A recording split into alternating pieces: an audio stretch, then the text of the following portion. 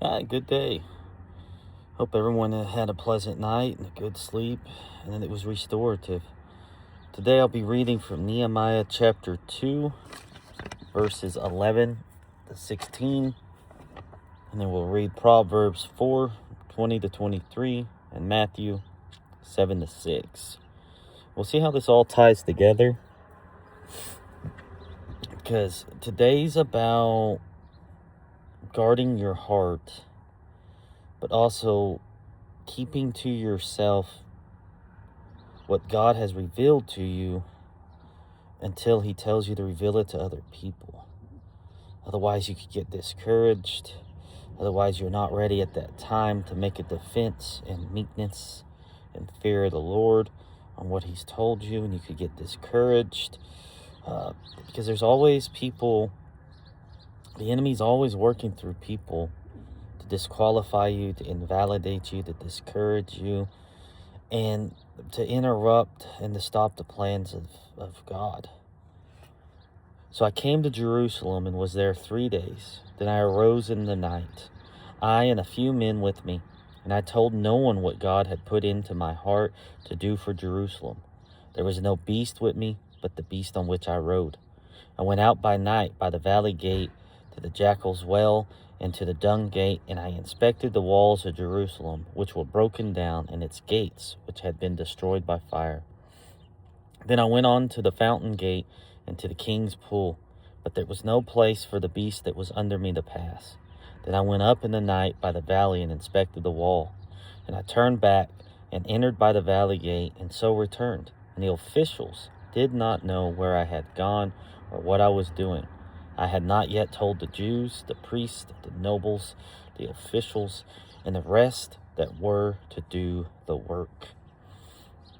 We get excited when God tells us things. We get excited when God reveals things to us. We're his children. And I know it says that only those who become like children will enter into the heavens. But we got to exercise wisdom in this excitement.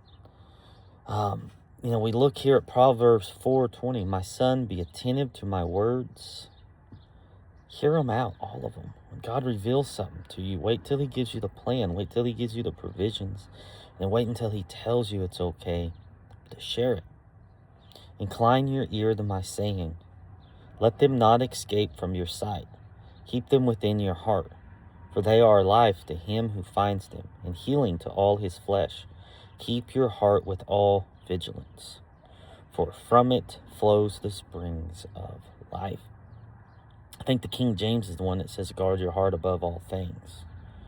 Just so we know, I use a Revised Standard translation here.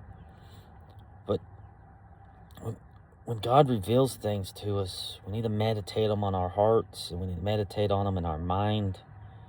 We need to let them be confirmed.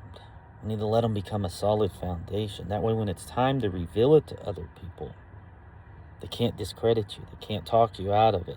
They can't prevent it, because the enemy always seeks to kill, steal, and destroy. Don't let him take these precious things from you. Exercise wisdom and patience. Remember, more times than not, we are to be still in the Lord than we are to take action. Matthew 7:6.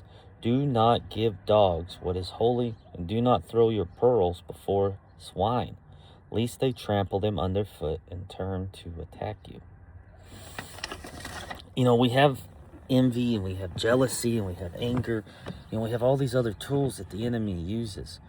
And until the time is right, don't reveal to others or to everybody until God tells you to. Be led by it. You don't want to go out and say, well, God's telling me to do this. Well, that might give the enemy an opportunity for pride and envy to work in the hearts and minds of other people, to work against you, to discredit you, to prevent the work. There is no weapon, no plans, no thoughts, nothing fashioned against us that shall prevail. We're not to be ignorant of the enemy's ways. We're going to be as wise as the serpent and as gentle as the dove. So exercise caution. Don't speak until God tells you to speak. Don't proclaim until he tells you to proclaim. Keep his words written in your hearts and in your minds and meditate on them. Get an understanding. Get a foundation of Christ. Let him confirm and then move forward when he tells you to. I love y'all. May God bless y'all. May he bless y'all. May he bless y'all. May he bless y'all. May he give you the wisdom and the virtue, the ability, the capability, and the applications of these blessings. In Jesus' name.